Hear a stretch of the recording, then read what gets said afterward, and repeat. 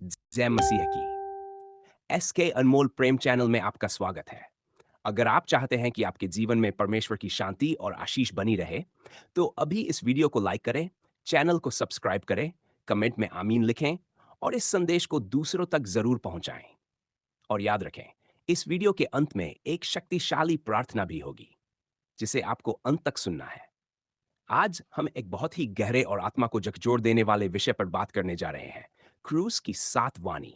जब हमारे प्रभु यीशु मसीह क्रूस पर थे, उन्होंने 7 महत्वपूर्ण बातें कही थी। ये 7 वाणियां केवल शब्द नहीं हैं, बल्कि जीवन बदल देने वाली सच्चाई है। ये हमें प्रेम, क्षमा, विश्वास, पीड़ा और विजय का असली अर्थ सिखाती है। पहली वाणी, हे पिता, इन्हें क्षमा कर, क्योंकि ये नहीं जानते कि क्या कर रहे हैं। लूका अध्याय पद 34। सोचिए, जिन लोगों ने यीशु को कोड़े मारे, उनका मजाक उड़ाया, उनके हाथों और पैरों में कीलें ठोकी, उन्हीं के लिए यीशु प्रार्थना कर रहे हैं। यह कोई साधारण क्षमा नहीं है, यह दिव्य प्रेम है। आज हम छोटी छोटी बातों पर लोगों से नफरत करने लगते हैं, बदला लेने की सोचते हैं। लेकिन यीशु हमें सिखाते हैं कि सच्चा प्रेम वही है जो दुश्मनों को भी माफ कर दे। अगर आपके दिल में किसी के लिए गुस्सा है, तो आज ही उसे छोड़ दीजिए, क्योंकि क्षमा करने में ही सच्ची शांति है। दूसरी वाणी, मैं तुझसे सच कहता हूं, आज ही तू मेरे साथ स्वर्गलोक में होगा। लूका अध्याय 23 पद 20। यीशु के साथ 2 चोर क्रूस पर चढ़ाए गए थे। एक ने उनका मजाक उड़ाया, लेकिन दूसरे ने विश्वास किया और कहा, हे प्रभु, जब तू अपने राज्य में आए तो मुझे स्मरण करना। और यीशु ने तुरंत उसे आश्वासन दिया, आज ही तू मेरे साथ स्वर्ग में होगा। इससे हमें यह सीख मिलती है कि चाहे हमारा अतीत कैसा भी हो, अगर हम सच्चे मन से पश्चाताप करें और यीशु पर विश्वास करें, तो हमें उद्धार मिल सकता है। तीसरी वाणी, हे नारी, देख, ये तेरा पुत्र है। देख, ये तेरी माता है। यूहन्ना अध्याय 19 पद 26-27। क्रूस पर भी यीशु अपनी माता मरियम की चिंता कर रहे हैं। उन्होंने अपने प्रिय शिष्य यूहन्ना को अपनी माता की जिम्मेदारी सौंपी। यह हमें सिखाता है कि परिवार के प्रति हमारा कर्तव्य कितना महत्वपूर्ण है। चाहे हम कितने भी व्यस्त क्यों न हो, हमें अपने माता पिता का सम्मान और देखभाल करनी चाहिए। चौथी वाणी, हे मेरे परमेश्वर, हे मेरे परमेश्वर, तूने मुझे क्यों छोड़ दिया। मत्ती अध्याय 27 पद 46। ये वाणी हमें यीशु की सबसे गहरी पीड़ा को दिखाती है। उस समय वे संसार के सारे पापों का बोझ अपने ऊपर ले रहे थे, और उन्हें एक क्षण के लिए ऐसा लगा कि परमेश्वर ने उन्हें छोड़ दिया है। कभी कभी हमारे जीवन में भी ऐसे पल आते हैं जब हम अकेला महसूस करते हैं, लेकिन सच्चाई यह है कि परमेश्वर हमें कभी नहीं छोड़ता।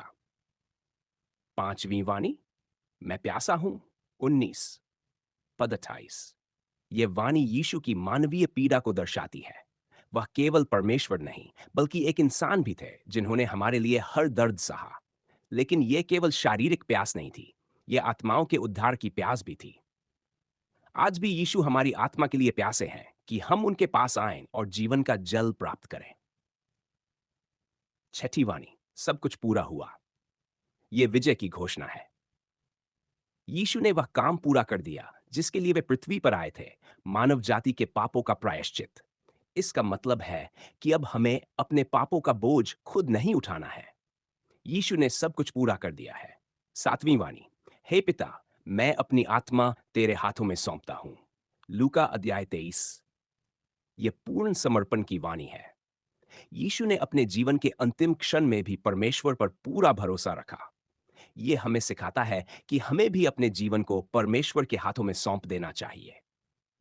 निष्कर्ष, क्रूस की ये 7 वाणियां हमें सिखाती है, क्षमा करना, विश्वास रखना, प्रेम करना, धैर्य रखना और अंत तक परमेश्वर पर भरोसा करना। अगर आप इन 7 वाणियों को अपने जीवन में अपनाते हैं, तो आपका जीवन बदल जाएगा। प्रार्थना है, स्वर्गीय पिता, हम तेरा धन्यवाद करते हैं कि तूने अपने पुत्र यीशु मसीह को हमारे लिए बलिदान किया। प्रभु, हमें सिखा कि हम भी दूसरों को क्षमा कर सकें, जैसे तूने हमें क्षमा किया। हमारे दिल से हर कड़वाहट और गुस्सा निकाल दे। हमें विश्वास दे, धैर्य दे और अपने प्रेम से भर दे। प्रभु यीशु, आज हम अपने जीवन को तेरे हाथों में सौंपते हैं। हमारी कमजोरियों में हमें बल दे, हमारी गलतियों को क्षमा कर और हमें सही मार्ग दिखा। हे पवित्र आत्मा, हमारे अंदर काम कर, हमें बदल दे और हमें एक नया जीवन दे। हम ये प्रार्थना यीशु मसीह के नाम से मांगते हैं,